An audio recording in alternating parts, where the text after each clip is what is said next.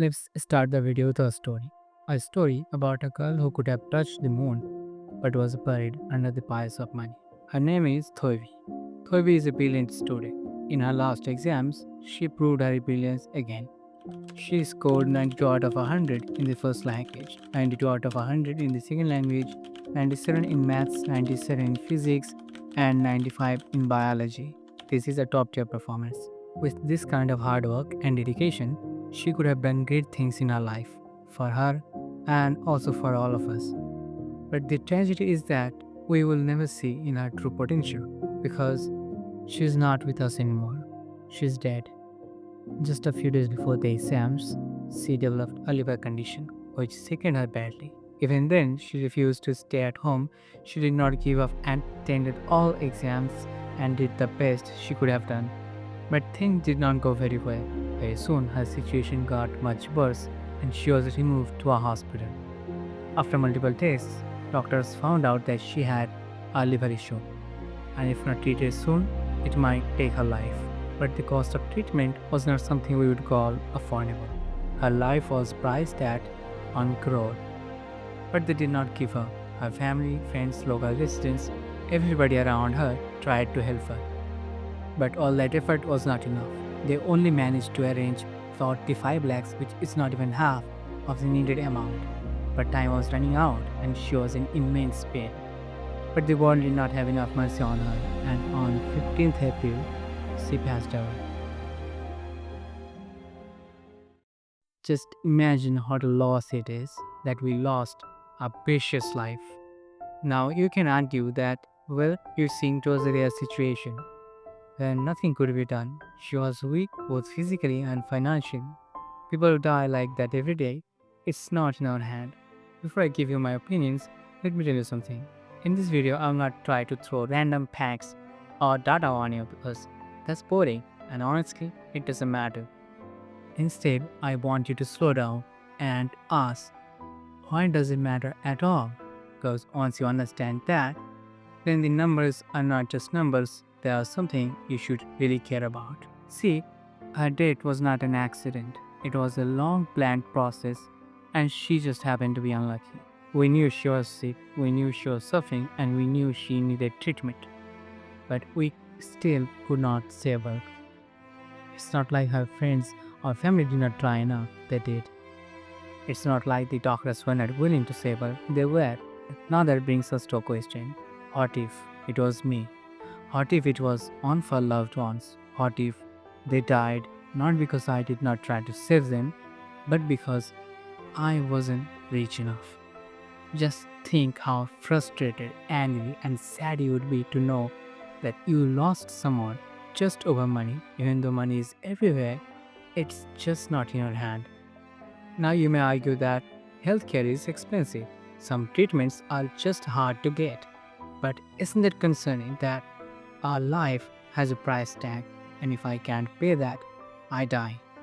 You see, the population in our country is so high that it itself can create thousands of extra problems.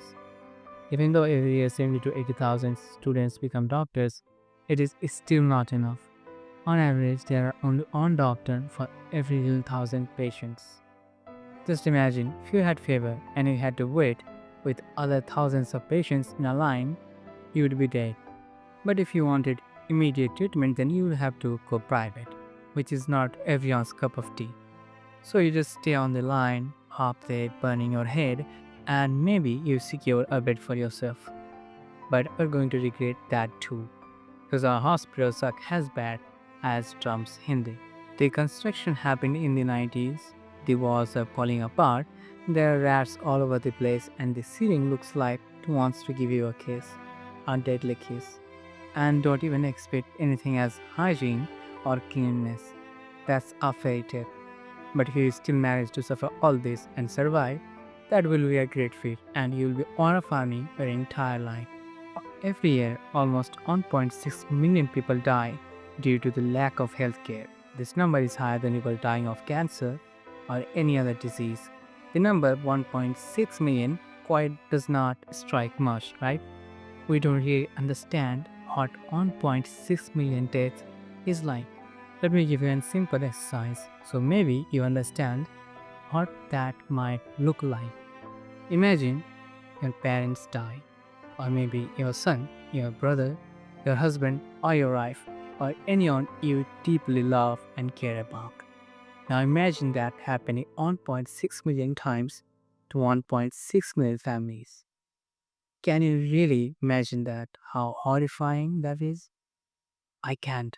Not only that, our hospitals not only lack doctors, medicines, and other important things, but also an ambulance to carry a dead body in case you die.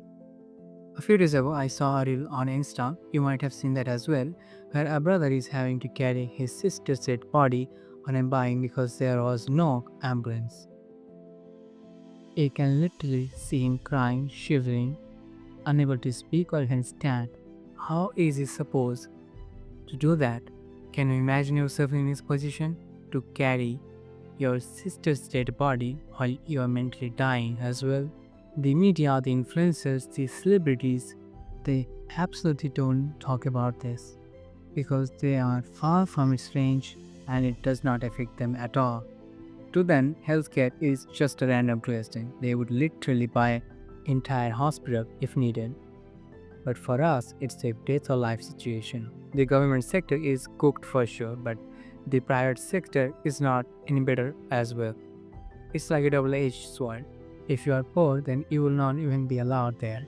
And if you are middle class enough, and then you would have to borrow money, take loans, and even beg if necessary. But all that money may not be enough. The moment you run out of money, they will throw you out. This hypocrisy isn't just here. You take any country on the globe and you would find the same system, such as the USA, the United States of America. The first things that come in our mind are Donald Trump, 9/11, dollars, and white people. The other thing that comes in my mind is the fat people. In the USA, people are not the only thing that's fat.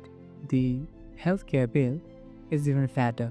The healthcare there is so expensive that people would rather die than get treated because they know healthcare expenses are the main reasons why people go bankrupt there. Now it all makes sense why people make memes about the US healthcare.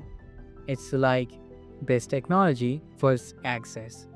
Why is it like this? Well, it's because healthcare is a business. Let me tell you a story, another story. The other day I was watching reels and I saw reels about the shark tanks. So a lady came with her idea that of testing of cats that could potentially be life-saving for the cat, but it would cost up to $30. So one of the shark argues, why would I spend $30 on a cat if I can get just for another for $5? Do, do you see what is happening? He did not care for the life, the emotions, the significance, nothing. All he cared for is money for his profit. And unfortunately, our corporates, companies are run by people like this. So you probably get an idea what we are to them. Nothing but objects. Hospitals profit more from chronic illness than caring people. Pharmaceutical companies price medicine for profit, not for people. The bigger your pain, the bigger their check. They don't want you dead because dead people don't pay bills. They want you weak enough to stay but strong enough to keep paying. I wonder why the government is not doing anything to fix this issue.